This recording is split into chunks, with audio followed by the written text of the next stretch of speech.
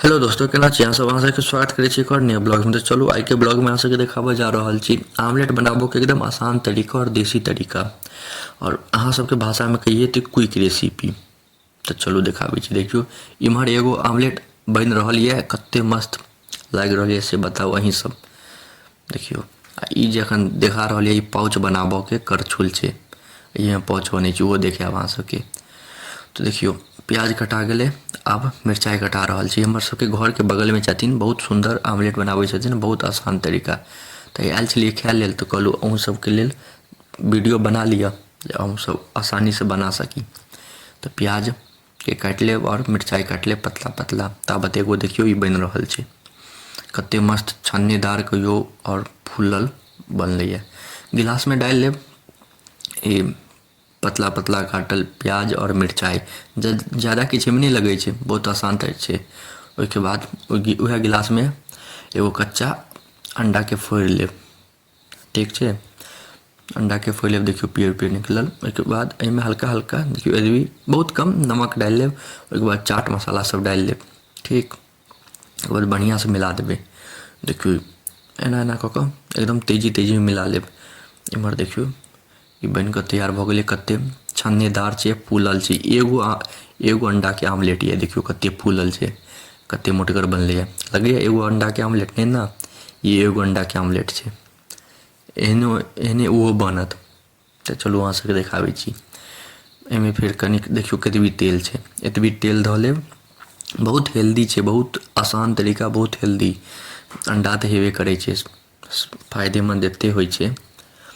तुरंत कखनो भी बना सकै छी, हरदम एक्सपर्ट भऽ जायब अहाँ सब बनाबऽ में, एते आसानी से देखा देब।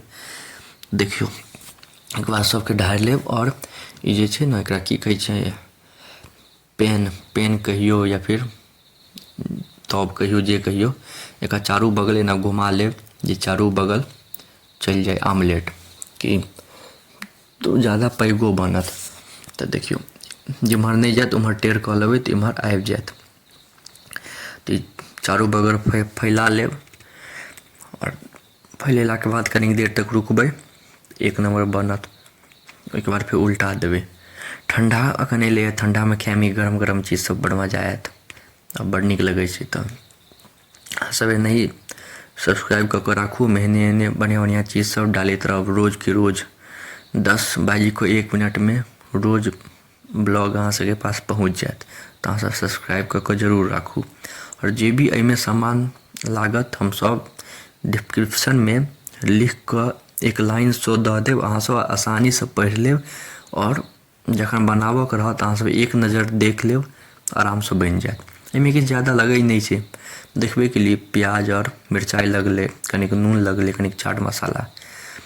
ओहिके बाद मिला दियौ, अंडा के फोड़ के धऽ दियौ, बढ़िया से मिला दियौ। ओहिके बाद धऽ दियौ ई में, तब में मतलब पेन जे कहियो। ओकर बाद पलटि दियौ, देखियो कनिक टूटि गेलै तऽ ठीक छै। देखियो कते मोटगर लगै छै, कते छन्नेदार। देखियो कते मस्त आ कते आसान तरीका छै, अहाँ सब कखनो भी बना सकै छी। डाइटो के लिए बढ़िया छै, और सबके लेल बढ़िया छै, कियो भी खा सकैया।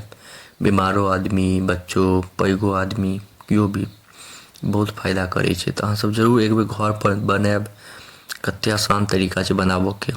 कनिक आसकैत होइ छै, लेकिन जरूर घर पर बनायब। ऊपर से फेर कनिक चाट मसाला या चिकन मसाला जे भी हैत वो डालि लेब, या काला नमक रहत तऽ नीक लागत खाय में।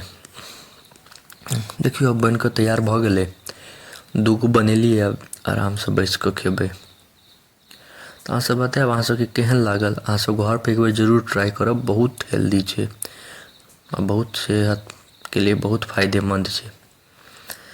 तो देखलिए ठंडा के मौसम में ई सब खाय में बड़ मजा आबै छै, बड़ नीक लागत ठंडा में सब। तो अहाँ सबके एते देर तक देखो के लिए धन्यवाद। नीक लागत तऽ लाइक, कमेंट, शेयर, सब्सक्राइब जरूर करब। हम रोज एगो न एगो ब्लॉग जरूर डालब। तो मिलै छै अगला ब्लॉग में, धन्यवाद।